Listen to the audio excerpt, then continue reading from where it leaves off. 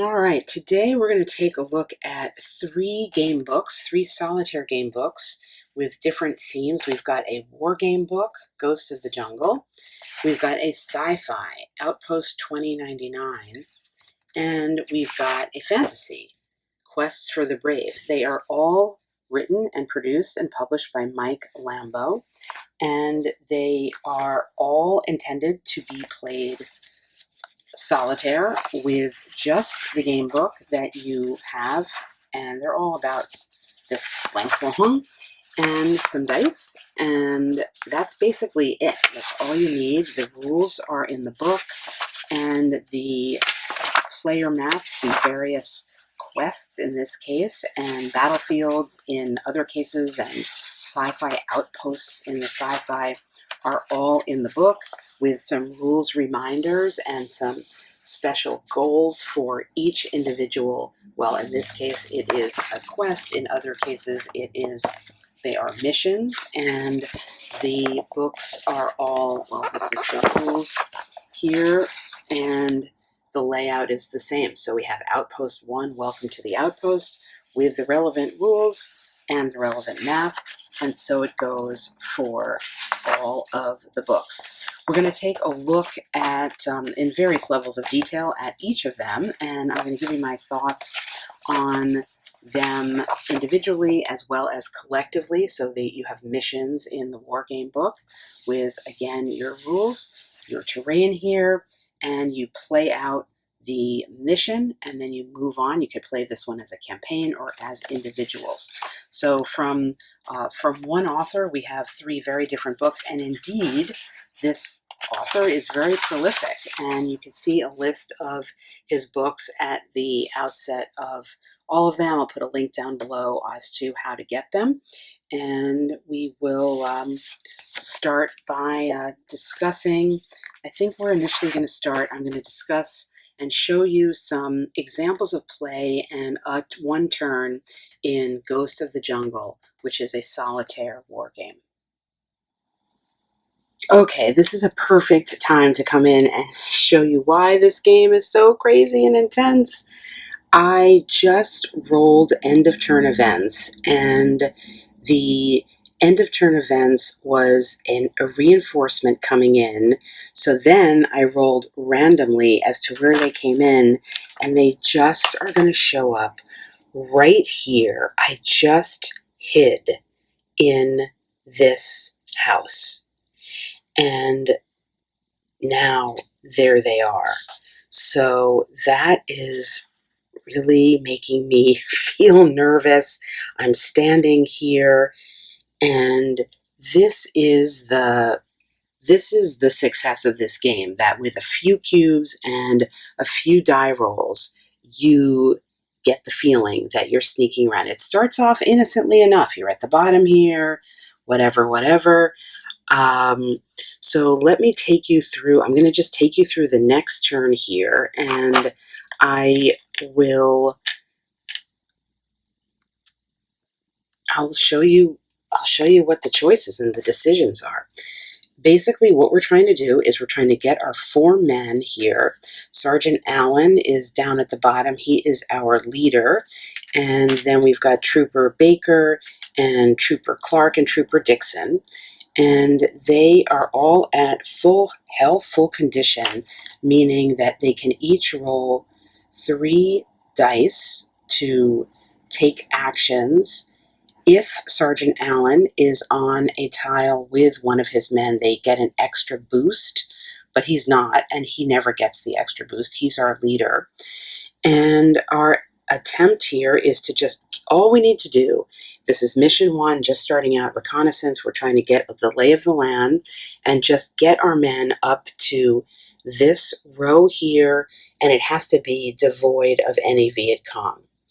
So we have some foliage that will block line of sight. We have some water that we cannot pass through. We have some rocks we cannot pass through.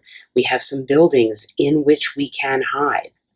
And we have clear spaces. And if we end our turn on a clear space, we automatically trigger another enemy coming on. What triggered that enemy coming on was we have to roll for an end of turn events. The sequence of play is super easy. You just follow this chart down here, and that's what we're going to do right now. So the first thing we need to do is figure out who we're going to take action with first. With Trooper Baker here on a tile, we can conduct hand-to-hand combat, potentially, if we roll doubles. We have to be on the same tile. We could also opt to just continue hiding there. The thing is, the good thing about hand-to-hand combat is if we eliminate with hand-to-hand, but we need to roll doubles to do it, we're not triggering anybody else coming in.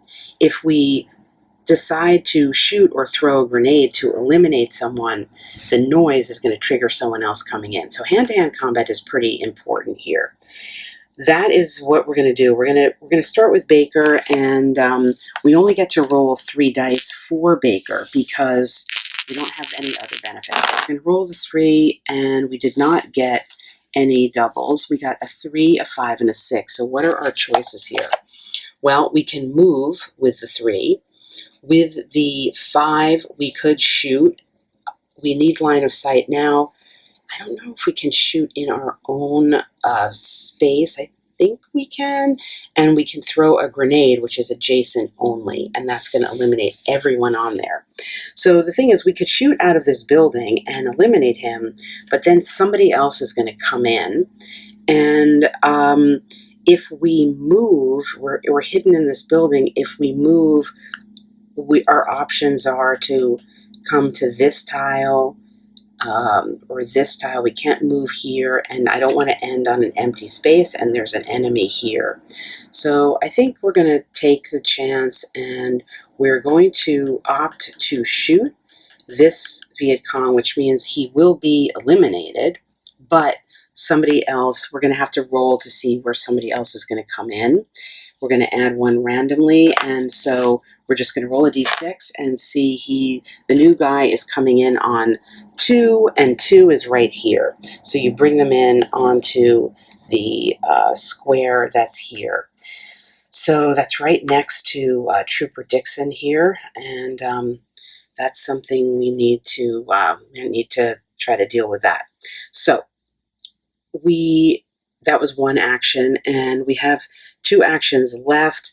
We are still in this building here. I think we're just going to kind of hang out here. I don't think we're going to bother moving at all. So that was Trooper Baker's turn, and I just stick a little cube down there to show he already went. I think the next thing we're going to do, let's see what Trooper Clark is going to do, because now there's somebody right next to him. So we get to roll just 3 dice for him. We got a 5, a 6, and a 3. So we didn't get doubles. I was hoping for a movement and a hand-to-hand, because then he could have just moved in there and eliminated him quietly, but that is not the case. So our options are we could move, we could toss a grenade in there, but we're going to get somebody else coming in if we do that, or we could shoot, and we're going to get somebody else coming in. I think we're just going to, just take the shooting option anyway and see what happens. So our first action is to shoot and remove that guy. Then we are going to need to bring someone else in because they heard the noise. They're coming in on 2, and they're coming right back. So that didn't do much. So we do have another shoot because we rolled a 5 and a 6. So we're going to take another shot. We're going to eliminate this guy who came in, and somebody else is coming back. Here's the noise. They come in on a 1, and a 1 is, we're sort of back to where we started from, back on this tile here. So those are the actions of the Trooper Clark, and we'll indicate that as such. So Trooper Clark is gone. Now let's see what Sergeant Allen is going to do. He will be rolling his 3 dice, and he got a 2, 2, and a 5. It's a bummer. He got doubles, but he can't have hand-to-hand combat. He's alone there. So he basically got 2 move actions, he is not going to be able to throw a grenade. So I am going to move him. I think our goal is we're going to move him up 2 spots and hope, well, he's not hiding, so we're just going to move him there. Maybe we can get him onto a tile with Clark at some point to give Clark an extra action, and maybe that will result in, maybe we can eliminate this guy with hand-to-hand. I don't know. Remember, we're just trying to get up to the top row and remain alive. So now Sergeant Allen has conducted his actions, and we're left with Trooper Dixon. Dixon is here, and he's only rolling the 3 dice, so he gets a 2, 4, and a 6. And a 2 and a 4 is going to allow him to move. I'm going to move him into this tile. Well, let's see. We can't move onto a tile with Viacom. We actually can't do that. He's going to move and hide. So he's going to do his movement here and then his hide action into these trees here and hang out. So those are our turns. The Viet Cong actions, they're going to roll only 2 dice, and they start with whoever is kind of lowest down, so it'll be this fellow. And then we activate them in order. If they get doubles, they will hunt us. But let's just roll and see what we get. First off, we got a 4 and a 6. So the 4 is going to cause him to move 1 left if possible, and that is possible. Happily, he's going to move off there. And the 6 would be a shooting action to shoot at the tile containing the most SAS they can see, -1 condition to each. So luckily, we are both hidden because we have been hidden in here and we have been hidden in here, which is great. Had we chosen not to hide there, we would have been shot at. But he can't see us. So line of sight is just orthogonally. He cannot see us. And so his activation is done. We move on to this fellow. He's going to roll 2 dice. He's got a 2 and a 6. So a 2 is to move 1 right if possible. So he can move 1 right. He's coming back toward us there. And then the 6 is to shoot if they can see us. Now, unfortunately, for both of us, we can both be seen. So it says we shoot at the tile containing the most SAS they can see, -1 condition to each. In a case where they can see both equally, I would have to refer to the rules if it's my decision or whether they prefer the sergeant. I don't know. So for the moment, I'm just going to say it's my decision, and I'm going to have them shoot at Trooper Clark. This represents him taking 1 wound, so he is going to move down to a condition 2. This means the next time he activates, he will only get 2 dice to use. The reason that I did that was because I was hoping that I could get the Sergeant Allen onto his tile, which would give him an extra dice, so then at least he'd still have 3. If I've done that incorrectly, I'll put a note up here, but I just made it be my choice. So that was unfortunate. And then we have these 2 fellows to activate. So for fellow number 6, he rolled a 3 and a 4. So a 3 is going to have him move 1 down, if possible, which is possible. And a 4 is going to have him move 1 to the left, also possible.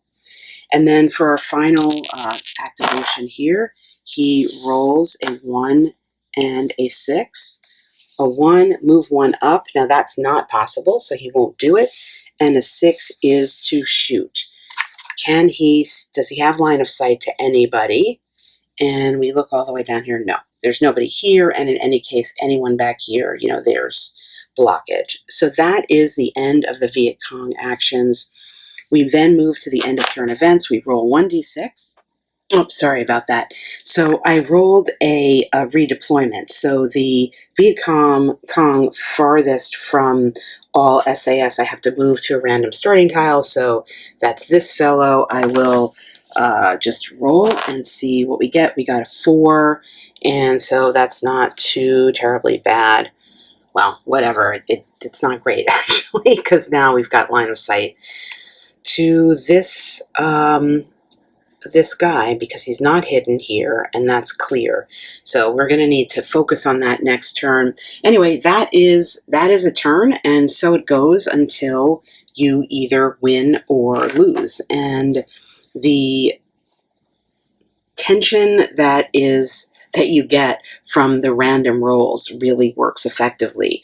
Of course, the randomness can also just be frustrating. As you see, there's not a way to mitigate the die rolling. There aren't layers of the game where you're given, for example, like Trooper Baker has the special ability to hold on to one die for the next turn or something like that, or can have a special, some item that would let him change a die roll. I would like to see that added in. It would add some player agency, without a huge amount of rules overhead. Now, I haven't looked at every single mission in the book, but I don't think that happens later on. I think that the difference in the missions are what you're trying to do. The maps are different. I can't actually show them to you right now because I don't want to ruin my game, but all the maps are different, and yet the rules remain the same, and the objectives are different. But I think with a little bit more given to player agency, it would enhance the game a great deal. That said, this is a really fun game. It's super involving, and you are very much plotting out. Then you have to deal with what the dice give you, and you make the best decisions you can. Having only 3 conditions, meaning 3 dice to roll and opportunities to not die, is tough. You can heal. There is an option to tend on a double, but the problem with that is a lot has to happen for that to work. You need to be on a tile with a building. You don't need to be hidden in it. You just have to be on a tile with a building. And then you have to be with the injured person, and then you have to roll doubles. So all of those things need to happen in order to get a successful tend action. Now, maybe thematically that makes sense. Maybe it's super, super hard in the throes of the battle to actually heal somebody, so that might make sense, but that is pretty tough to achieve. Ditto the hand-to-hand. By the time you find yourself in a situation where you are on a tile with one Viet Cong that you cannot move onto, so it has to happen sort of happenstance that they move onto your tile, then you have to roll doubles, and then you actually have to be in a position to have an action even to take. So it's tough. It's a tough game, but the concept of sort of sneaking around and really what you're trying to do in this mission, at any rate, is just, you don't need to eliminate everyone. You just need to get to the top here, is very challenging and dictates the play style and what you want to do. I was showing you, shooting random people. That's probably not strategically the best thing to do, but I just wanted to show you that action and sort of what would happen with that action. So now that we finished that turn, I'm going to go back. I'll take away these things indicating that nobody has acted, and I will plot out what I'm going to do next, or what I'm going to attempt to do next, remembering that my Trooper Clark here has an injury, so he can only roll 2 dice. And so I think my plan, what I would attempt to do, is to get these guys together. There is a building tile here, so eliminate this, get these guys together on the building tile, and perhaps try to tend to Sergeant Baker so that we can continue to make our way up to the end. So there are many other books in the series of books, as mentioned. I have 2 other ones that I'm just going to take a quick look at to give you a sense of them. Quest for the Brave, it takes place in a fantasy world, and that's the one I thought I would like the most. Actually, it's not the one I like the most out of the ones I have, but I will show it to you. It's described as a dice placement or dice allocation, a light dice placement or dice allocation solitaire game, which tasks the player with helping 6 heroes to achieve 12 treacherous and difficult quests. accessible game, quick and easy to play. Players will still be challenged. It follows the same basic structure as the book I showed you in more detail, beginning with a background for what the game is, how the book works, and then what you are meant to do and what the quests are. The rules that remain the same for all of the games, and I won't go into as much detail here with what the rules are, but I will show you in this book every map is a similar line here. You have different objectives, but you are essentially trying to travel from the bottom of the map to the top of the map, and you face various impediments along the way. There are different spaces that will mean different things depending on which of the quests you are doing. And here you can see there's actually water that needs to be crossed, and in certain cases you are attempting to eliminate what is in effect a boss monster at the end, and in other cases you're trying to do something different here. And so thematically they do vary, but essentially it is the same mechanic of traveling up, and then you have, depending on the different spaces, some mitigation that can be done with the dice. And as with the other game that we saw, you've got your setup, your explanation of anything special to that particular quest, and then the options for what the heroes can do with the dice, and then the enemy phase and what they do with the dice. This is, I think, simpler than the first one that I showed you, just in terms of what you are meant to do and the options that you have. And then the most complicated one of the ones that I have, and perhaps not coincidentally, the one that is my favorite, is Outpost 2099. This is the sci-fi game. And in Outpost 2099, it's again the same kind of format for the book. Beginning explanation here. We've got some pretty detailed examples of movement and what the aliens do. You are playing heroes, and in this case you play 3 heroes each game. You have a choice of 3 out of 4 possible heroes to play. You're meant to randomize them, who are occupying an outpost in space, and the outpost is being attacked by aliens, and the aliens come in on these tracks. And if you've played any of the Victory Point games, States of Siege types of games, this is a tower defense game where you have the enemy movement controlled by your 6 tracks. As mentioned, you roll to deal with the enemies. You just roll 6 d6s, and then any that get activated by number, that is how they move in. And then there are different things that happen when they're inside the outpost. You are playing 3 heroes with the possibility of adding a 4th robot to the heroes that you can play, and you each have your own series of things that you can do with the dice. Unlike the game that I showed you, the war game, here what you do is you roll the dice and then you decide who is going to get allocated what die number. So for example, if I roll a 3 and I've got Ellen, Sarah, and Max, I can decide if I want to have a freeze action, a robot action, or a research action, depending on who is in place to do these things. You need to be in a certain place, for example, to do the research action. It's very helpful. It's in green, and you can look quickly on the map, and there's also a picture here with a little chemical thing. This is where you do your research, in the green space. So Max either needs to be in the green space or be able to move to the green space using a 3 movement in order to do research. So the die that you roll will double as the potential for movement for the character, as well as giving them something that they can do. So the decision making in this game book is, I think, the most complicated, because you are deciding not only what actions to take, but who can take what actions. So in theory, you have you are rolling 3 dice for your 3 characters, and especially if you get 3 different numbers, you have to figure out like what of the 3 numbers do you want James to do, and then whatever he does, Max is going to do something different and Sarah's going to do something different. And you have to be positioned within the outpost correctly in order to do these things.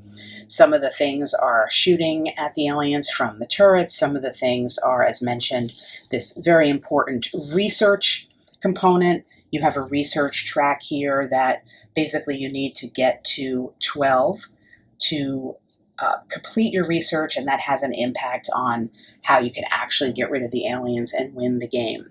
So there is a lot of strategy here. There's many other things you can do, but in effect, what you're doing is you are looking at the dice, trying to move them around and allocate them to the appropriate character, move the characters into position to execute their actions. And that's really true for every single of the missions in the book. Occasionally the characters have something different they can do, but essentially it's all the same. What becomes different is the map here and what the outpost actually looks like, and how in certain cases in the later outposts, they're not even connected to each other. So you have to use, for example, here, the only way to travel from the different sections is through a teleportation. So that makes it even more challenging. It's very, very challenging. But the decision space in Outpost 2099, I think, is the greatest of the 3 that I have here. So I would rank them in terms of complexity. The fantasy game is the easiest, then Ghosts of the Jungle, and then the Outpost.